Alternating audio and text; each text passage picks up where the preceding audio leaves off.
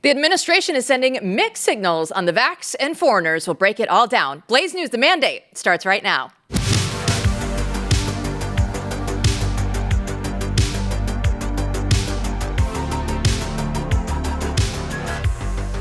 Welcome in, everyone. I'm Jill Savage. Matthew Peterson is still out all week, but Chris Bedford is holding things down for us in D.C. How's it going tonight, Chris?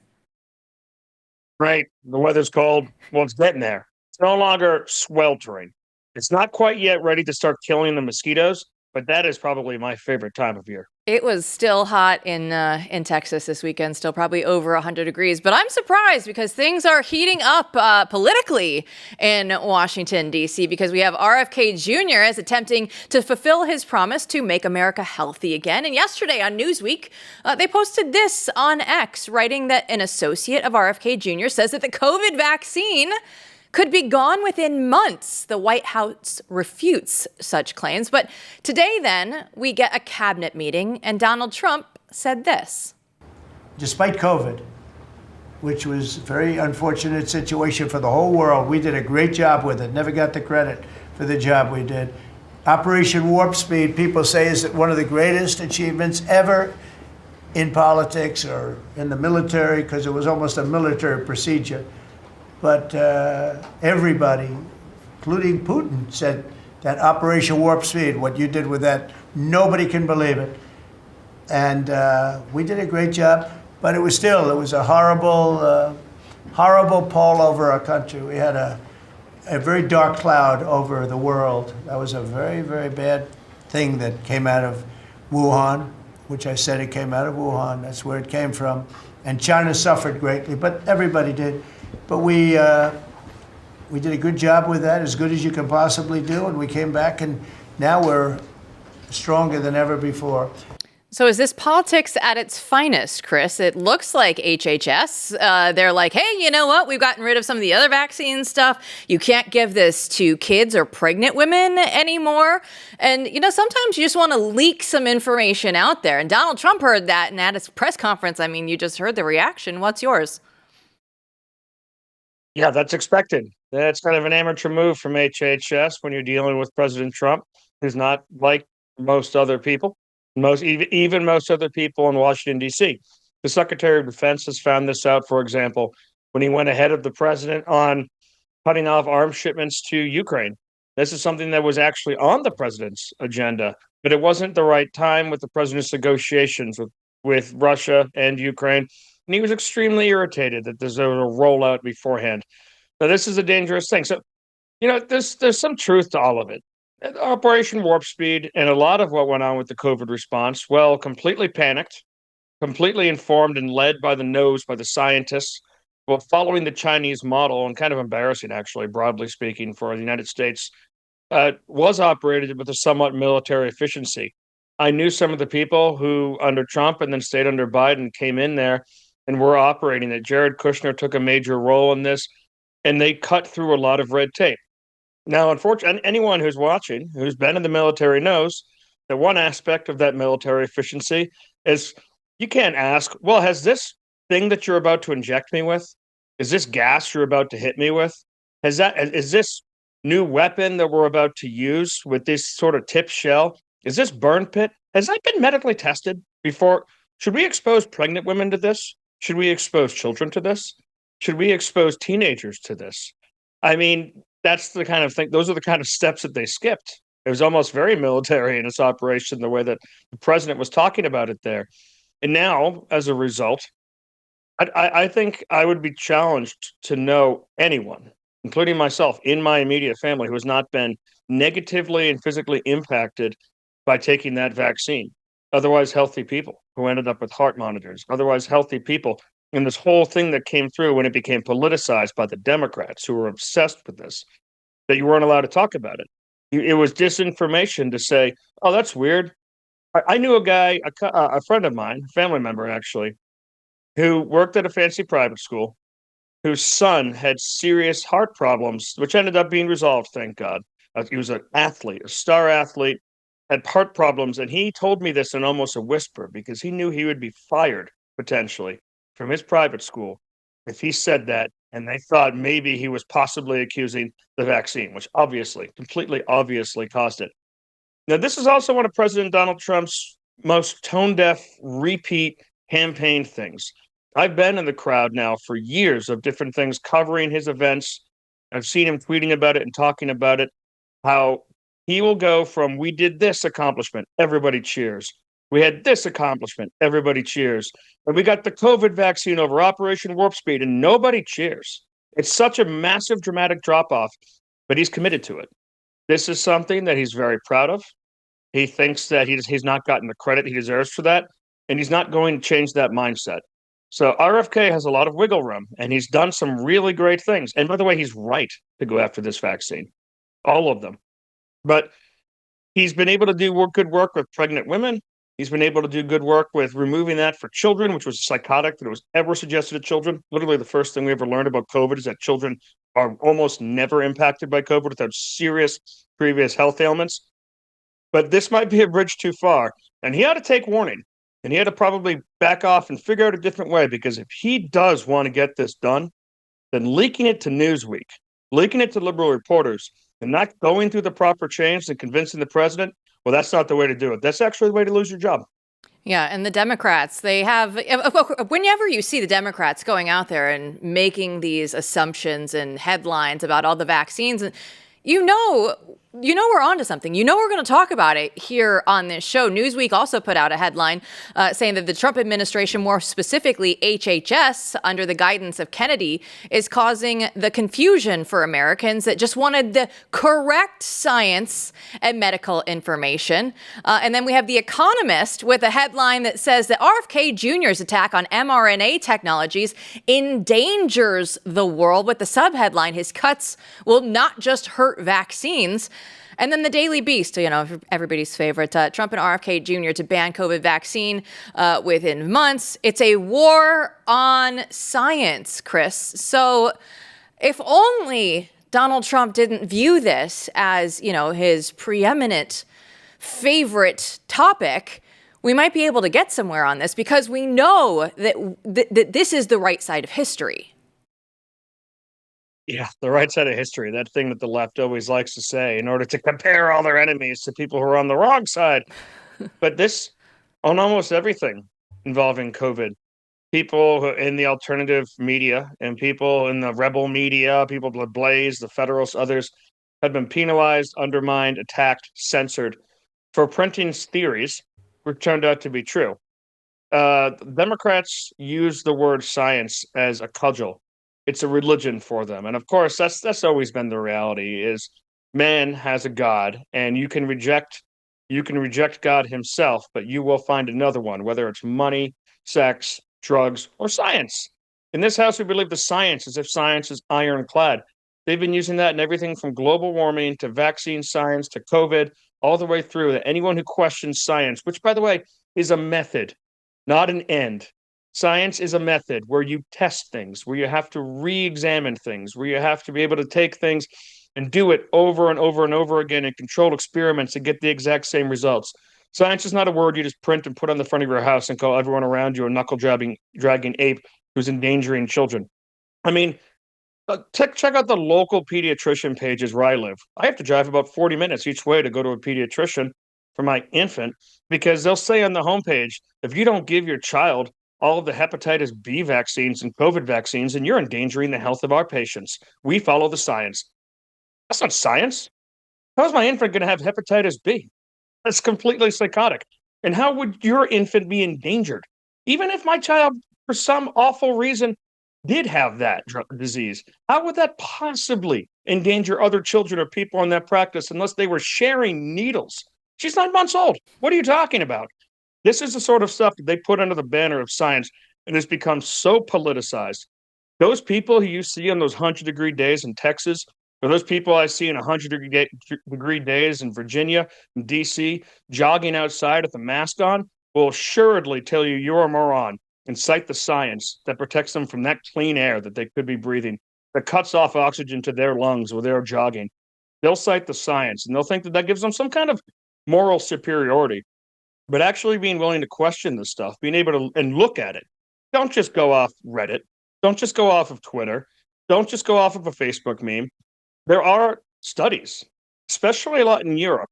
It's funny enough, socialist Europe, where money plays a less important role in the healthcare system, in the vaccine system, in the transing of kids system. They have a lot more science that's willing to push against that.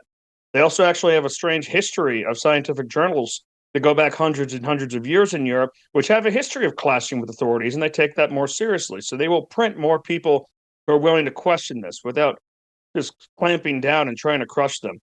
And this is the reality that RFK is running up against. Not only is this political dogma for the entire Democratic Party and their supporters, but this is also a multi-billion-dollar industry, protected with lawsuits, protected with people who could potentially get in a lot of trouble for the different science that they hid, the endangerments that they've put their patients through, innocent people through who trusted them. They're going to do everything they can to protect it. So he knows he's going up against a bear here. And then there's a political inconvenience for him that President Trump thinks this is one of his great accomplishments. All of that's going against him, so he's got to tread carefully.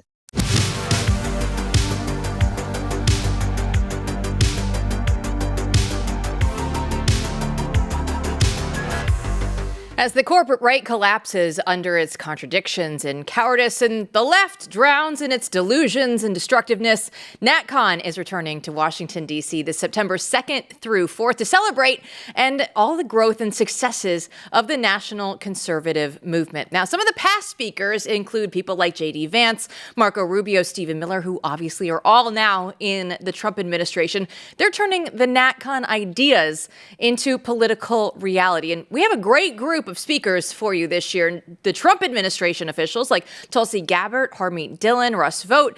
They're also going to have Senator Josh Hawley, Senator Eric Schmidt, Representative Riley Moore, and some of our favorites, Kevin Roberts, Steve Bannon, Jack Posobiec, with so many more yet to be announced. Of course, we're going to be there too. So if you want to be a part of the most influential conservative conference probably in the world, then join us at NatCon this September. You can go through and get your tickets now at natcon.org. That's natcon.org.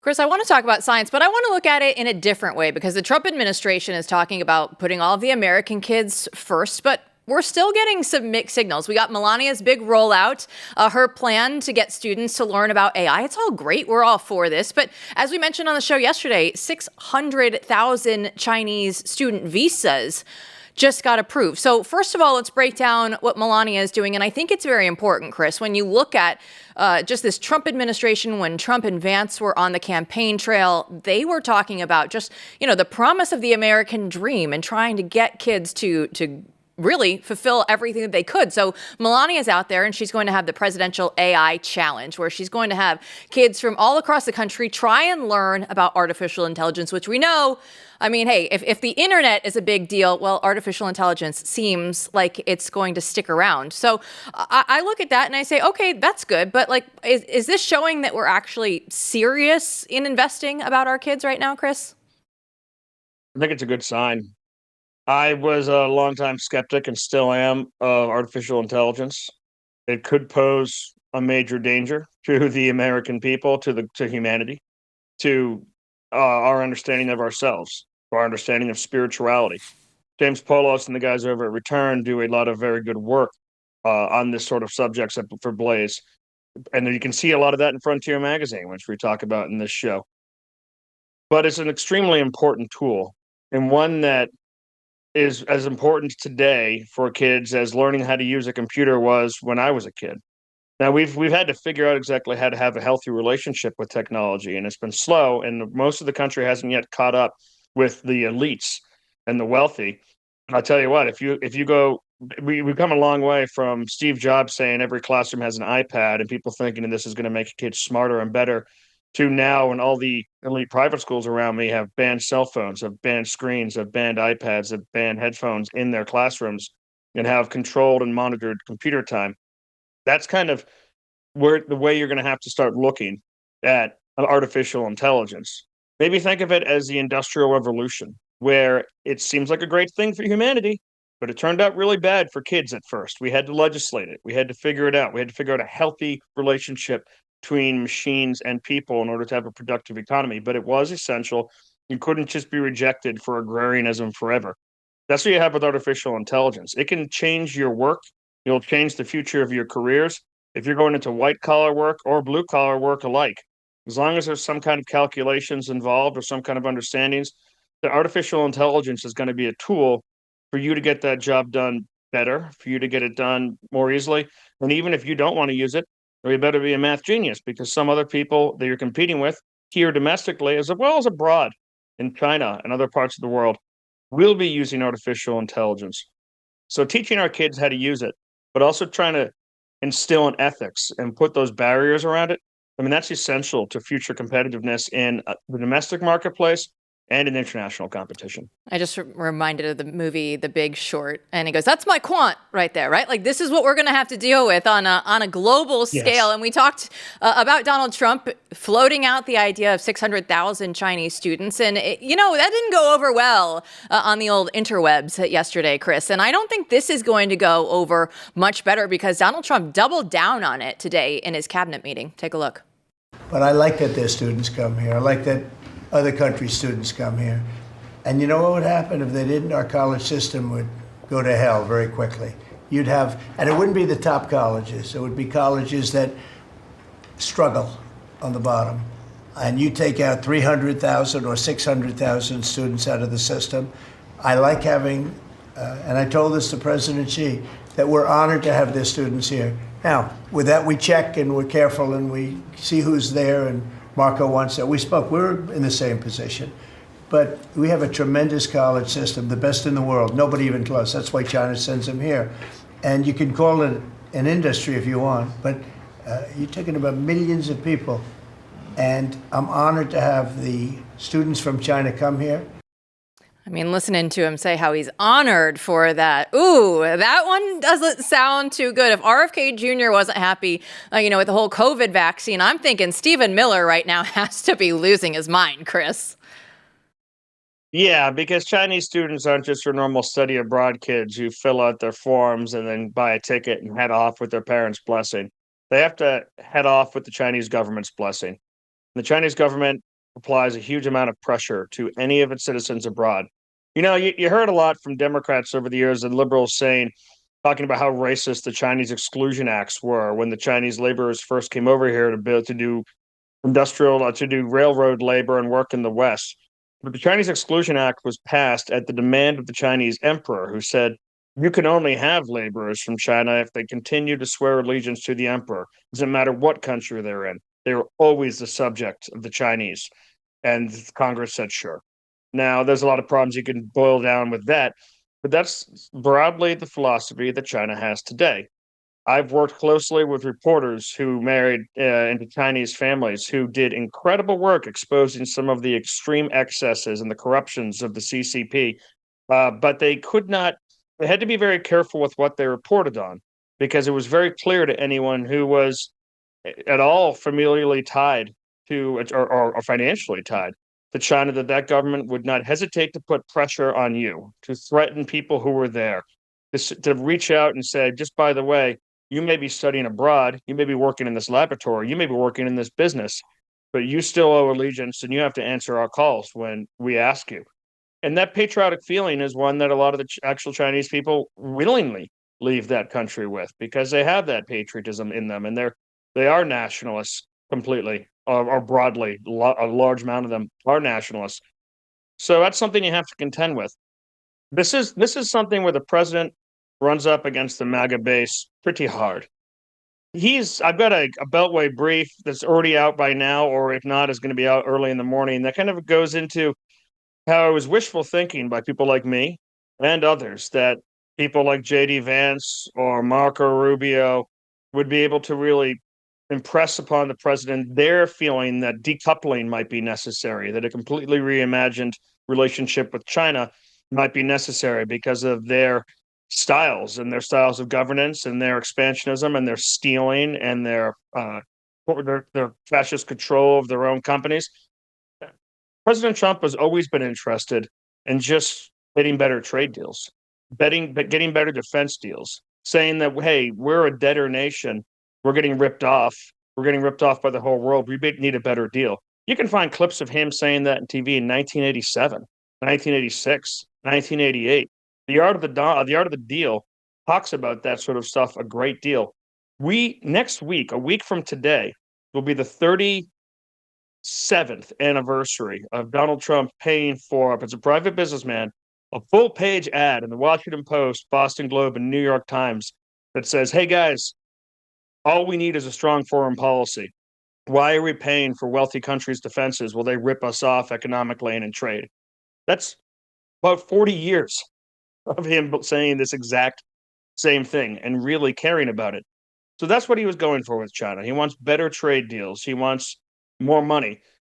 My problem with this, and I think a lot of people who are big supporters of the president's problem with this, is that making more money for the federal government or making more money for a financial interest or different trade interests in the United States doesn't solve the problem that you're dealing with a veritable slave state in some aspects that inflates its businesses, cooks its books, steals American technology, did COVID to the planet, spreads misinformation, and tries to undermine its trading partners and send its citizens abroad as spies all over the planet, buying up real estate, stealing from laboratories, stealing from businesses. Getting a better deal doesn't actually solve that. There's still a raw deal for the country. But those who are more China hawks, like myself, I think are going to have to wait a few more years for that relationship to have that sort of uncoupling that I think is necessary. Well, let's look at what our friend Mike Howell was putting up on X yesterday. This is in response to Howard Lutnick, who was on with Laura Ingraham, who's saying like the bottom 15% of the universities are going to go under. But Mike Howell says, you know what? Then make the CCP students go to the bottom 15% of schools or do virtual classes. It's good enough for our kids during COVID that China gave us, then it's good enough for them. Problem solved. It's like this entire show has like come into this one post from Mike Howell. But you brought it up in our meeting this morning, Chris, and my mind was blown that it's over 200,000 students from China are currently in the United States collegiate system. Donald Trump wants over 600,000. You're right. I think the numbers are estimated right now at about 270-something thousand Chinese students are on visas over here studying right now. The numbers that President Trump is talking about is doubling. Now, if we really do have that issue, which is totally plausible because of the heavy corruptionists and the incredibly expensive salaries of the administrations of so many of our universities, then that seems like something you want to figure out so that they're not another American industry that is reliant on China's stealing. And doubling the number of student visas that come to the United States doesn't seem like a way to solve it. It seems like a way to simply increase that dependence that the university system already has on a government that hates us. Now, it seems strange to me that you'd want to prop up a university system essentially that is honestly making a lot of our kids dumber, making a lot of our kids less patriotic, with foreign money from a country that doesn't like us. That doesn't seem like a solve. That seems like a bargaining chip. And I get that in the way that the president is looking at this and in his long-stated goals about what he wants to accomplish with foreign trade, this is a bargaining chip and something that fits in. I was just more hopeful that we were going to maybe get some problem solving on it and not just some more money out of it. I was just hoping we would deport them all, right? Prisoner, it didn't happen. Yep. Deport them all. This is not on the path to get all of that done. But what does the Senate actually have to get done before Christmas? Bedford, we'll have a chat with one of our favorites, Rachel Bovard, next.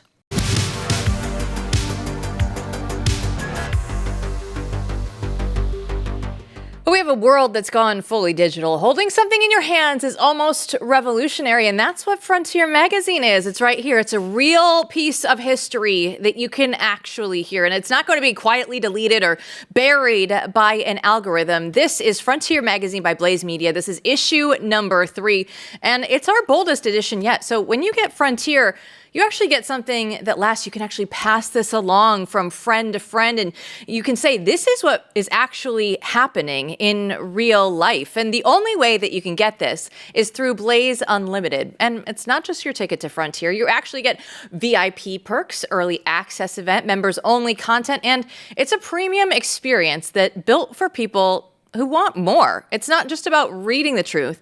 It's about owning it. So go to blazeunlimited.com/BNT right now and lock in your subscription before we sell out again. The first 50 subscriptions will actually use the code BLAZE50. You're going to get $40 off and receive a special bonus. It's going to be digital access to Frontier issues 1 and 2, so you'll be able to complete the entire story from the start. So go to blazeunlimited.com/BNT, promo code BLAZE50. So welcome back, Rachel Bovard of the show, the vice president at the Conservative Partnership Institute, a longtime Senate veteran, an analyst, and watcher of all things politics in D.C. Rachel, thanks for coming back. Thanks for having me. So it hasn't really quite been a slow August like D.C. it used to get before Donald Trump. You can't even go away to the beach without something exploding. But the House and the Senate have been on their sacred vacation. They've been back from home. I mean, they told us that they had to get back there to campaign for the big, beautiful bill. I've not actually seen a whole lot of campaigning for the big, beautiful bill, but maybe they're thinking about it at least. They're back next week. The traffic gets worse. DC gets more hectic. The lunch spots open back up again. But what can we expect from the Senate? Is it going to be all budget all the time? Are we going to get nominations? What's coming next? Well, on the Hill, it's appropriation season, as they say. So the House and Senate are expected to be debating their spending bills when they come back, which is kind of interesting because the fiscal year ends September 30th. So in theory, they're supposed to get all these bills done by September 30th. But if we know anything about the Congress, it is they don't move quickly. So I expect a lot of this is going to be probably an exercise in a little bit of futility in the sense they're going to reach September 30th not having their appropriation bills complete. There will be some continuing resolution of some length, potentially into November or December. Ideally, for a lot of conservatives, they'd like to see that pushed into the new year, into 2026.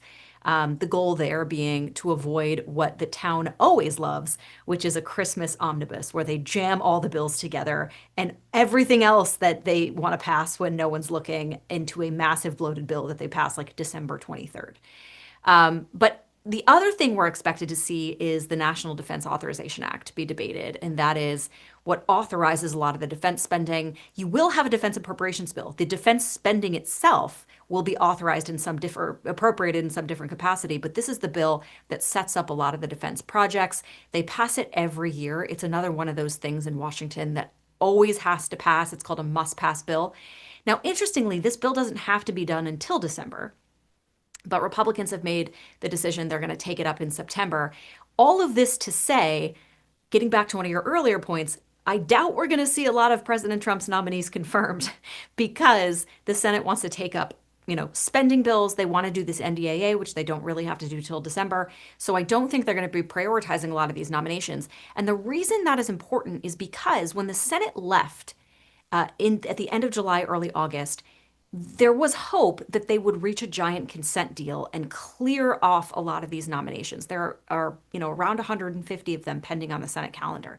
There was a hope in what is traditionally done right before the August recess is a giant consent deal struck with Democrats to clear anywhere from, 80 to 100 of these nominees. That wasn't the case. That did not happen before Republicans left town. So you'd think they would set up a plan to deal with this in September when they come back. But we haven't seen any of that. So it is a little bit of a crisis point. I don't know that we've ever seen this many nominees from a president waiting for confirmation, but that's something the Senate Republicans are going to have to deal with. And right now they have no plan to do so.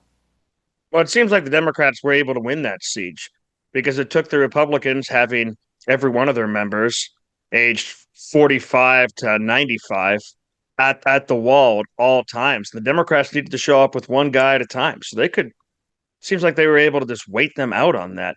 And we've never seen this level of just complete and total stubbornness from a political party on either side. It's gotten bad, but this seems to be the absolute worst. It almost puts them in a jam if they want to get these things done. Now, usually conservatives get quite upset when Senate Republicans have a deadline, and like a kid in college, they decide to pump Adderall, stay up all night the night before that deadline that's been coming for months, and then cut a deal with Democrats so they can all go home and not shut down the government. Wouldn't kind of working on some of these things, starting earlier, maybe make sense, or are they up to something? That's always, the inevitable question of Washington being surprised by its own deadlines that it sets. That's exactly what we're going to see play out here. Although I will say they do seem to be working toward a spending process, but it's a process with known futility. And what I mean by that is the Senate is working on what they call its Military Construction Veterans Affairs Bill, shorthand MILCON VA. That's the bill they were working on, the appropriations bill they were working on before they left, what they'll take up when they get back. In the process of bringing that bill to the floor, they stripped out every pro-life protection in that bill. So the Senate's going to pass this bill and then send it over to the Republican House where they're going to pass a bill with no pro-life protections. I highly doubt that. So it's this exercise, again, where yes, they are working on appropriations bills, but to what end? The bill that the Senate's working on now is very likely not going to pass the House. So they're going through the process for process's sake, understanding that they're probably going to hit that deadline in September 30th, and they're going to have to pass a CR.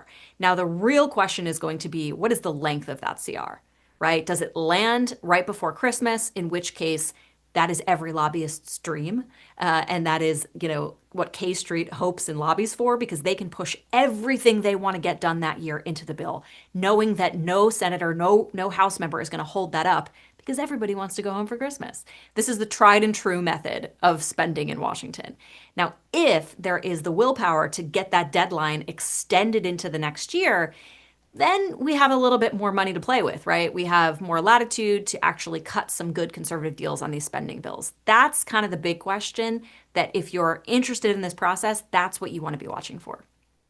Now, who's that decision going to come down to? Is that just going to be leadership, or do they have to get it to 60, or do they just have to get the old-fashioned appropriations lovers on board in the Republican caucus to be able to say we're going to do things a little differently this year?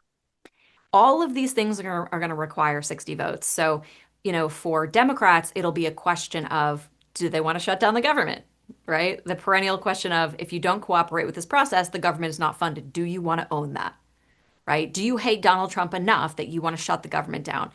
In the past, they haven't wanted to do that, right? So you use the government funding deadline to get them to the table.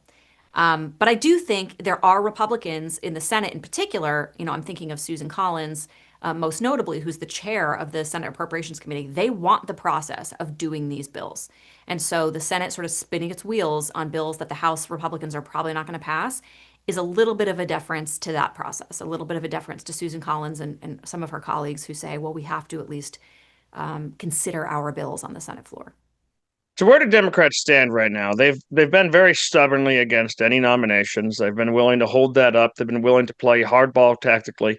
And they promised after President Trump sent rescissions that were ended up being passed that this was going to be something that was going to absolutely sabotage any kind of 60-vote threshold for the budget process. Now, but since then, Chuck Schumer basically said, don't ever do that again.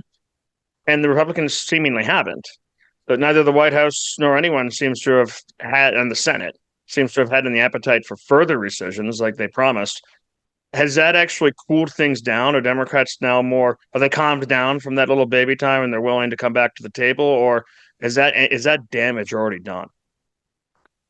I think Democrats are in the wilderness a little bit. Like they are in a position of, especially in the Senate, of just completely reacting, right? They don't seem to have a forward-looking strategy of how they're going to handle Donald Trump, how they're going to handle Senate Republicans. They just seem to be completely back-footed.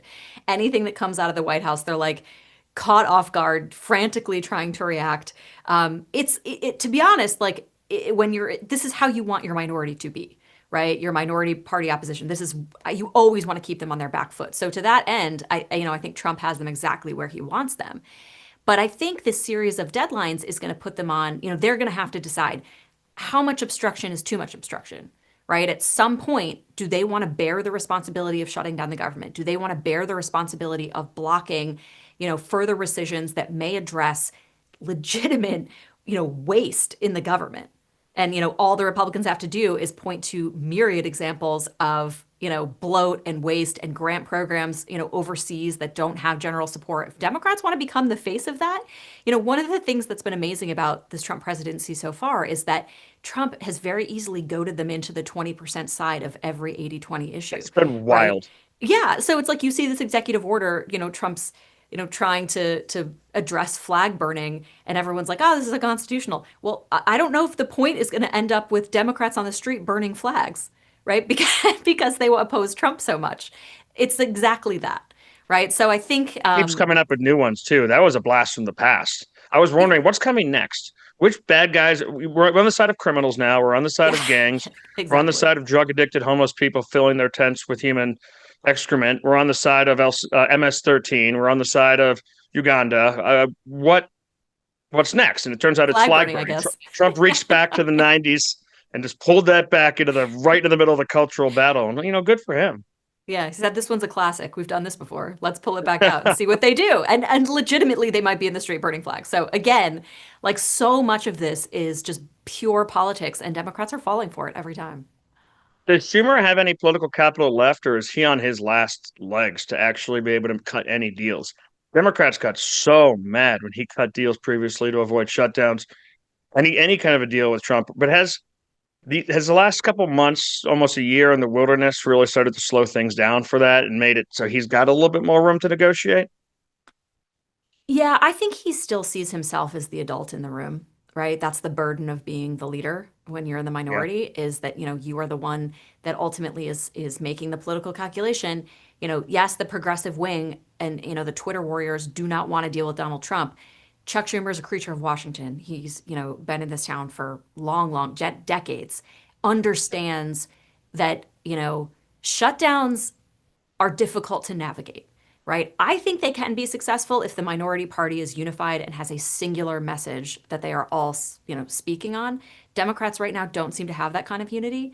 So I think a shutdown could be catastrophic for them in some senses. I'm on the right. I would love them to walk into that, that wall.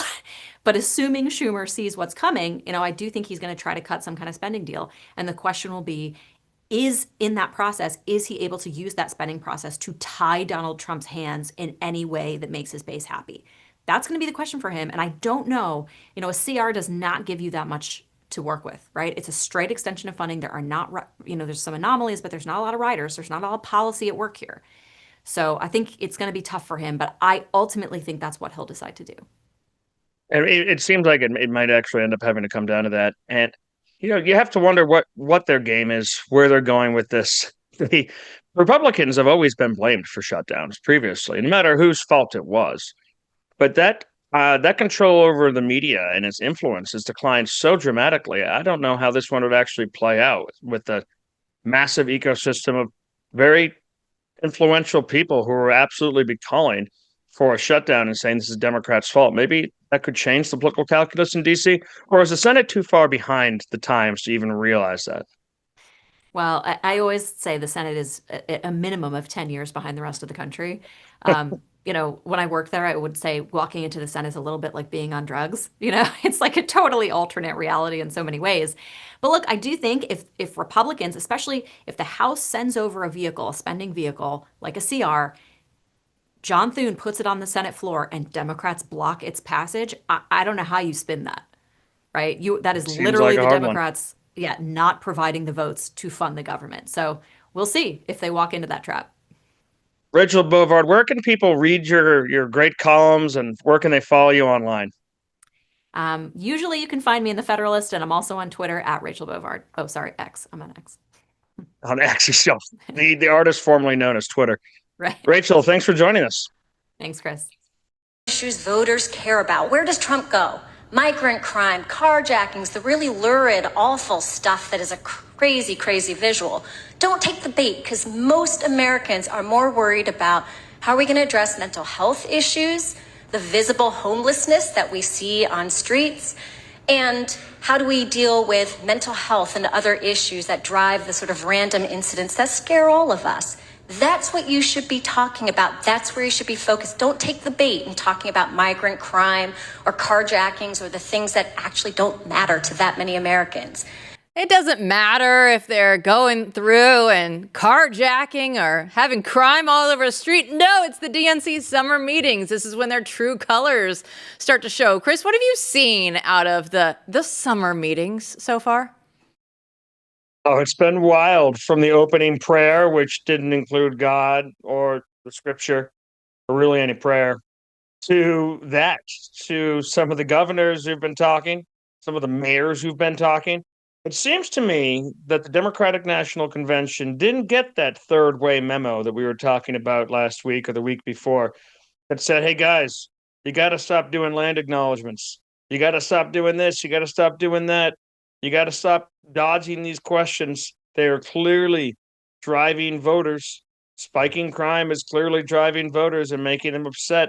Immigration is clearly driving voters and making them upset. Illegal immigration is clearly driving voters. And the crime, which it is very obviously bringing to everywhere from rural Montana to Manhattan to Los Angeles to DC, is driving voters and clearly making them upset. It's way, way, way too late for these people to be talking about, well, let's just, the real question is mental health. Okay, well, what's your solution? Because right now, all I've heard from you guys for 20 years is hand out more needles, buying more REI tents, let them camp in front of my kid's school. That's not a solution to mental health. What are you talking about? So they've got no solutions. They're not saying anything that their pollsters or their senior politicians are begging them to say. And, it looks like a great November, maybe, for Republicans. Things are going well, but the Democrats, they're doubling down right now on their refusal to recognize all the ongoing crime. So I wrote on X that the Democrats, they don't care about crime. So what should they be focused on instead? We start out with Heretic Dave, who says that they should absolutely stay the course. It will eventually yield them the results they deserve. Complete implosion, never winning another election, worldwide mockery, and complete bankruptcy, both financially and morally. Oh, wait. Great point, Heretic Dave. That's all-encompassing right there, Chris. This is one of the things I actually do like about the modern left, as self-destructive and as destructive as it is how incredibly honest the Democrats have become. I mean, if you look back, just rewind the clock to President Barack Obama. He was reading books about Ronald Reagan, and his State of the Union addresses, he basically sounded like him or Clinton. He wouldn't say any of the buzzwords. He'd say conservative buzzwords. You'd think that you were listening to a politician that had America's best interests at heart. And then he would quietly go about actually enacting the things that he wanted to do and setting the stage, honestly, for a lot of where the Democratic Party is and the American Republic is now. That kind of liberals went out the door. One of my favorite moments ever was when Alexandria Ocasio-Cortez was just elected. Her chief of staff said, yeah, the Green New Deal is not about global warming. It's about an economic overhaul of the American system. Well, thank you. Because we've been saying that and criticizing it for years. And now you'll just come out and say, yeah, you're totally right. So honesty is a great policy, and it's best if it continues. I agree with Heretic Dave there. Honesty, not really the Democrats' strong suit. Let's go ahead to get to Edward, who wrote that perhaps they should listen to the voices of their voters and constituents instead of their own echo chamber and look beyond their own vanity mirror, not in front of it. But I will say, Edward, if they're listening to their own voters and constituents, they might be even more crazy than some of the representatives sometimes, Chris. Especially the activists. I mean, there are a lot of activists out there with 15-yard signs in front of their house that talk about the science we were talking about earlier in the show. And all illegals are welcome in this house. Of course, that's not remotely true. Try knocking on the door with a bunch of them and say, hey, can you house these people you just met? It's not going to work in that Capitol Hill neighborhood. But those are the loudest voices in the room. And they have really stopped the Democratic Party from able to move. And a lot of the people who could be their voters, traditionally were their voters, if they'd had the policies the Democratic Party used to have, still maintain them, are leaving the party. So there's less and less voices of moderation there. And those few voices of liberal moderation that they still have, like the Rahm Emanuels, they don't have a shot in the primary. They got kicked out of their own mayorship of Chicago.